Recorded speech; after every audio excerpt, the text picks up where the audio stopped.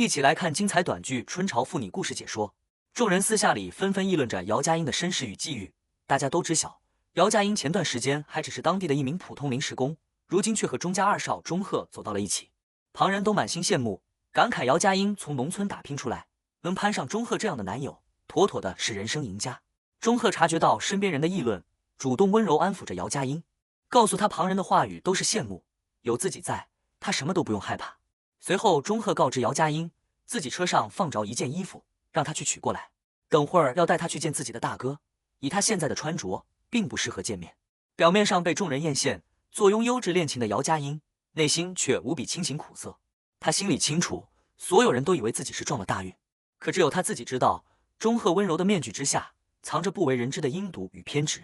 姚佳音回想起自己深陷泥潭的开端，当初他刚来京市寻找兼职，意外被骗到了一家会所。在这里，他遭遇了职场胁迫，会所老板强硬要求他出席李总的酒局陪客，态度蛮横地表示，今晚的局他赔也得赔，不赔也得赔。一旁的工作人员还连忙替老板搭话，解释是新来的姚佳音不懂行业规矩，主动出面替老板训斥他。身处绝境的姚佳音满心慌乱，当时的他只想赶紧逃离这个是非之地，摆脱被胁迫的命运。可他万万没有想到，自己拼尽全力想要逃脱虎口，最终却羊入虎口，坠入了另一个更深、更难挣脱的深渊。危急时刻，钟鹤出现在了他的面前。姚佳音慌乱无助地向钟鹤求救，嘴里不停呼喊着救命。钟鹤看着狼狈求助的姚佳音，向他抛出了条件，询问如果自己出手救他，他是否愿意事事听从自己。走投无路的姚佳音没有丝毫犹豫，立刻答应下来。只要能脱离当下的困境，他愿意答应钟鹤的一切要求。脱离会所的困境后，姚佳音才慢慢知晓钟鹤的真实情况。他得知钟鹤因为多年前被初恋女友抛弃，独自出国，内心受到极大创伤，患上了严重的精神疾病，性格偏执且极端。获得短暂安稳的姚佳音，从未放弃逃离的念头。他曾经多次尝试逃跑，可钟鹤的掌控力超乎他的想象，无论他逃到什么地方，最终都会被钟鹤的人抓回来。每一次逃跑失败，都会换来钟鹤更严苛的管控。钟鹤曾阴沉着脸警告他，没有自己的允许，他绝对不可以踏出房门半步，彻底斩断了他外出的可能。长久的禁锢与折磨，让姚佳音彻底认清了现状。他在心里默默盘算，癫狂偏执的钟鹤就是困住自己的野兽，而当下唯一能帮自己逃离这片困境的人，就是钟家真正的掌权人，也就是钟鹤的大哥钟宪之。这一刻，姚佳音在心底下定决心，自己一定要想方设法拿下钟宪之，借此挣脱钟鹤的掌控。在与钟宪之见面之前，钟鹤还曾失态地拉住姚佳音，语气带着惶恐与偏执，恳求姚佳音绝对不能离开自己，更不能像其他人一样抛弃他。随后，钟鹤带着姚佳音前来拜见自己的大哥钟宪之。两人一同落座后，钟鹤率先开口，向钟宪之介绍身边的姚佳音，称她是自己的女朋友，同时也向姚佳音简单介绍了钟宪之的身份，告知姚佳音，钟宪之天资过人，12岁就考入麻省理工学院，17岁便回国接手执掌钟家产业，手段凌厉，但凡得罪过他的人，从来都没有好下场。姚佳音见状，礼貌地向钟宪之问好。几人正式用餐，饭局气氛看似平和，实则暗流涌动。用餐过程中，姚佳音不小心碰到了钟宪之，他立刻慌张致歉，连忙表示自己不是故意的。钟宪之神色淡然，开口表示无妨，没有将这件事放在心上。一旁的钟鹤却连忙打圆场，向钟宪之解释，姚佳音从小在南方乡下长大，无父无母，没人教导规矩，希望大哥不要介意。姚佳音轻声向钟鹤道了谢，继续用餐。可姚佳音的心里却无比警惕，她清楚地知道自己对胡萝卜严重过敏，只要误食一点，就有可能出现喉头水肿，无法发生的危险情况。而此刻餐盘里的胡萝卜，分明是钟鹤刻意安排的。她瞬间明白，这是钟鹤对自己的警告，惩罚他刚才不小心触碰钟宪之的疏忽，警示自己做事不能有半点差错。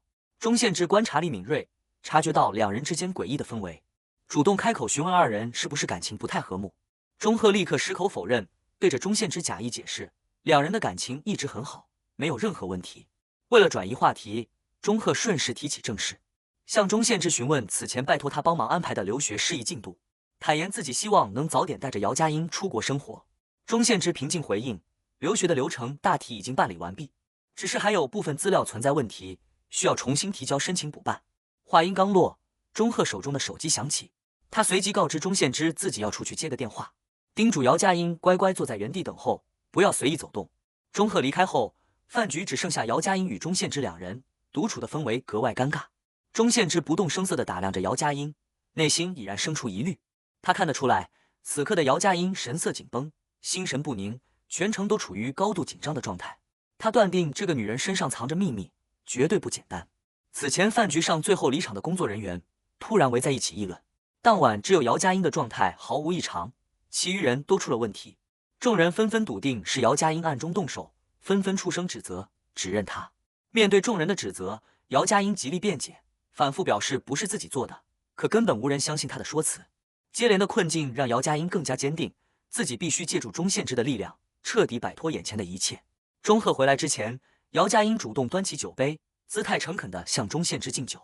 为刚才席间的失礼再次致歉。钟宪之看着眼前反差极大的姚佳音，一语道破他的伪装，直言姚佳音演技出众，在钟鹤面前是一副乖巧温顺的模样，在自己面前又是另一副刻意讨好的姿态。被戳破心思的姚佳音连忙慌张解释，称自己没有别的心思，只是单纯想要敬钟宪之一杯酒，表达自己的谢意。为了拉近两人的关系，姚佳音又温柔开口，以关切的语气提醒钟宪之面色不佳，劝他少喝点酒。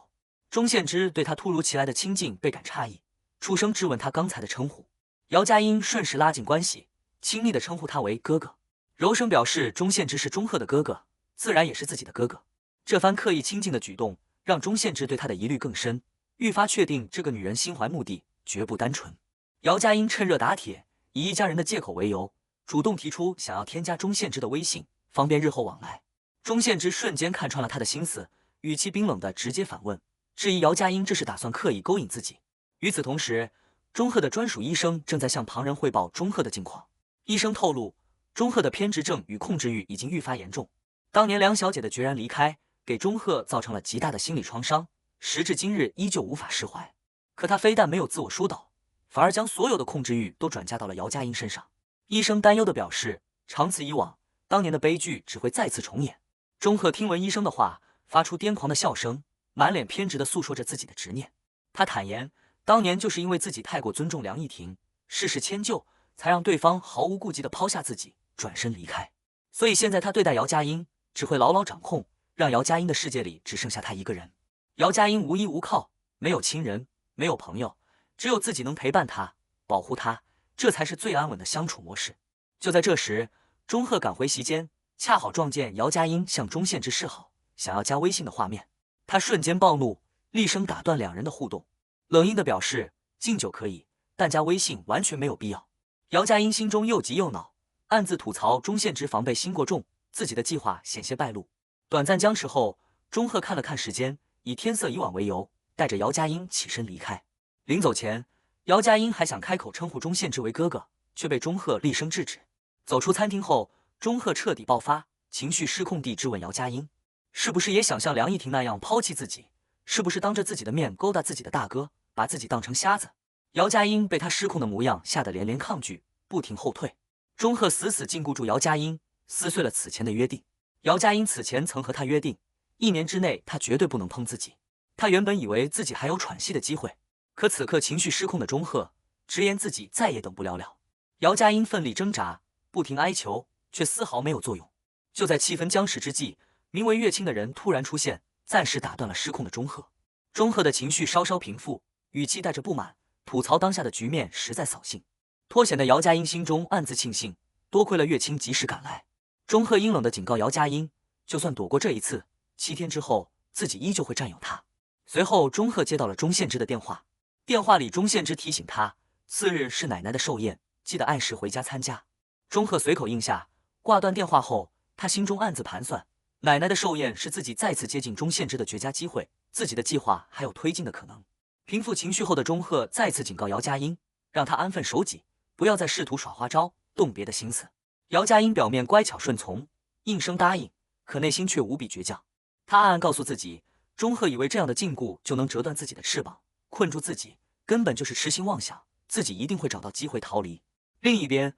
钟宪之的下属已经查清了姚佳音与钟鹤相遇的完整经过，随即向钟宪之详细汇报。下属告知，姚佳音此前独自外出找兼职，意外被骗进一家会所，会所老板逼迫他陪酒应酬，姚佳音誓死不从，走投无路之下向恰好出现的钟鹤求助，之后便被钟赫带走。听完下属的汇报，钟宪之心生疑虑，一个被骗入会所的普通女孩，不仅能全身而退，还能顺利攀上偏执敏感的钟赫，绝非普通人能做到。他断定姚佳音心思不简单，背后一定藏着不为人知的目的，随即决定亲自出面会一会姚佳音，彻底查清她的真实目的。很快，钟家奶奶的寿宴正式开启，宾客齐聚一堂，场面盛大隆重。钟宪之率先起身致辞，热情欢迎所有到场的宾客，随后真诚祝愿奶奶福如东海长流水，寿比南山不老松，送上松鹤延年、岁月迎香的美好祝福，并将一尊精心准备的玉佛作为寿礼献给奶奶，尽显孝心。紧随其后，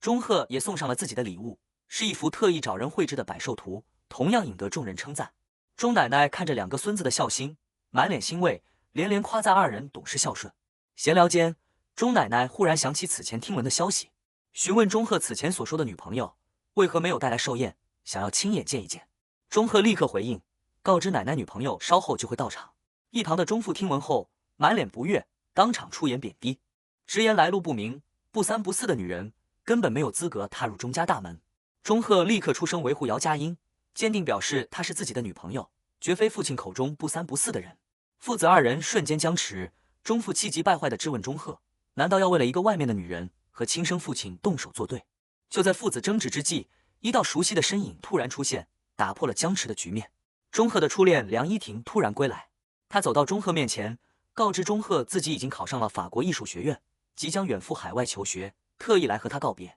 曾经深爱梁依婷的钟赫瞬间慌了神，放下所有倔强，卑微哀求梁依婷不要离开自己。可梁依婷态度坚定，坦言远赴海外是自己的梦想，只能满心愧疚地向钟赫道歉，转身离去。时隔许久，梁依婷再次现身寿宴，主动走到钟奶奶身边问好，送上祝福。钟奶奶看着许久未见的梁依婷，感慨她离开多年，还一直记挂着自己，心中十分温暖。随即关切询问她在国外的生活近况。梁依婷笑着回应，自己在国外一切安好。在场的宾客纷纷私下议论，众人都知晓梁依婷和钟赫是青梅竹马，两人年少情深，相伴多年。当年若非梁依婷执意出国留学，狠心提出分手，两人早已修成正果，定下婚约。归来的梁依婷主动找到钟赫，认真开口表示自己此次回国后便不再离开，想要和钟赫重新开始这段感情。钟赫态度决绝，明确告知梁依婷，两人早已成为过去，自己已经彻底走出了过往的伤痛，如今身边已有爱人。宾客的议论声，梁依婷的出现让姚佳音心中生出强烈的危机感，他忍不住暗自担忧，钟赫和梁依婷有着多年的青梅竹马情谊，过往羁绊深厚，两人很有可能旧情复燃，最终抛弃自己。瞬息之间，姚佳音便有了新的盘算，他深知不能将所有希望都寄托在钟宪之身上，如同鸡蛋不能放在同一个篮子里。眼前的梁依婷同样和钟赫关系紧密，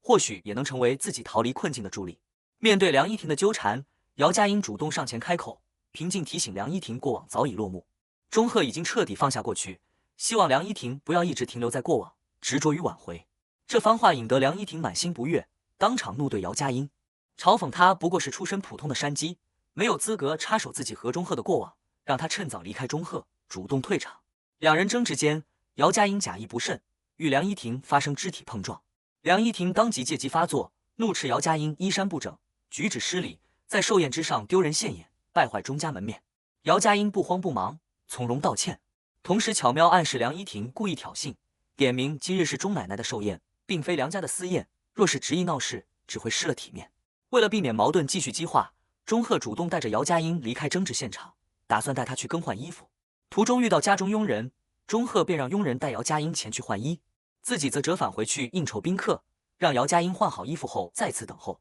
姚佳音却没有乖乖等候，换完衣服后独自在寿宴场地闲逛，寻找接近钟宪之的机会。另一边，钟家父子也在私下争执，钟父态度强硬地告知钟赫，他的婚事必须由自己做主，早已和梁家长辈约定好，下个月就安排他和梁依婷订婚，彻底了结过往纠葛，稳固家族关系。早已摆脱过往执念的钟赫坚决拒绝父亲的安排，直言自己已经长大，不会再任由家人摆布，绝对不会迎娶梁依婷，自己的人生和婚姻要由自己做主。恰逢此时，姚佳音偶遇钟宪之，连忙上前道谢，真诚表示刚才若不是钟宪之暗中解围，自己方才定然会崴脚受伤。钟宪之淡然询问他是否有别的事情，姚佳音不再掩饰自己的图谋，坦然承认自己刻意靠近，本就是有所图谋。随后，姚佳音再次展现亲近姿态，柔声称呼钟宪之为哥哥，关切提醒他面色憔悴，状态不佳，不宜过多饮酒。钟宪之看着他刻意讨好的模样，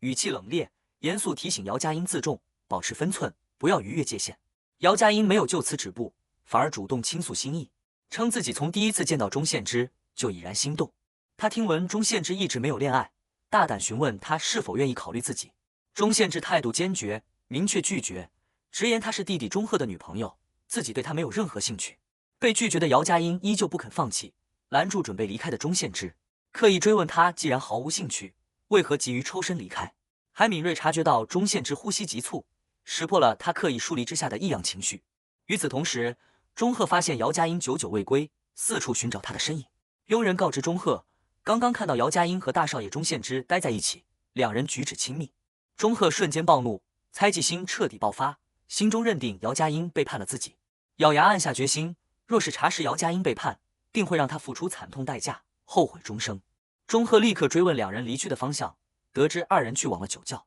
当即快步朝着酒窖的方向赶去。躲在酒窖附近的姚佳音察觉到钟鹤赶来的动静，心中万分慌乱，唯恐被钟鹤发现自己和钟宪之独处，暴露自己的逃离计划，只能默默祈祷不被发现。钟鹤冲进酒窖，开口呼喊钟宪之。钟宪之故作镇定，询问钟鹤突然闯入酒窖所为何事。当下酒窖吊灯故障，光线昏暗，有什么事情可以出去再说。钟鹤却敏锐嗅到了空气中熟悉的味道，那是姚佳音常用的沐浴露香气。他瞬间笃定姚佳音就藏在酒窖之中，不肯离去，直言要留在原地等候管家前来维修灯具，执意要找出姚佳音。钟宪之见状，再次开口劝说。当下酒窖漆黑一片，根本看不清任何人的身影，没必要再次僵持等候。钟鹤短暂迟疑后，暂且听从了劝说，准备和钟宪之一同离开酒窖。可就在转身之际，钟鹤突然伸手抓住了藏在暗处的姚佳音，瞬间将他拽了出来，冷声质问钟宪之刚才的话语。